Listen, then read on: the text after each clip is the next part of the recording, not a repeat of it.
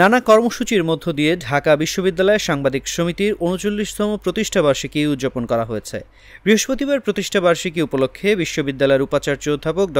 নিয়াজ আহমদ খান ছাত্র শিক্ষক কেন্দ্রে আয়োজিত অনুষ্ঠানে প্রধান অতিথি হিসেবে উপস্থিত থেকে কেক কাটেন। সাংবাদিকদেরকে সবসময় যে তাদের কথায় আমরা পরম পুলকিত হই তা না, মাঝে মাঝে দুঃখিত হই, কিন্তু দিনের শেষে এরা আমাদের এটা আমরা বুঝতে পারি। একটা কঠিন সময়ের মধ্যে দিয়ে যাচ্ছে।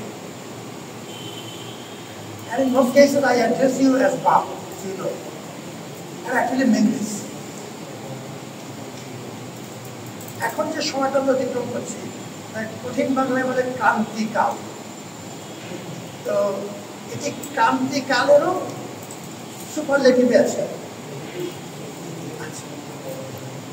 বিশ্ববিদ্যালয়ের একাডেমিক কার্যক্রম চালু হবে কিংবা হলগুলো চালু, এটা যে কোনো প্রশাসনের জন্য স্বাভাবিক ঘটনা, কিন্তু আমাদেরকে আবার শূন্য থেকে শুরু করতে হচ্ছে।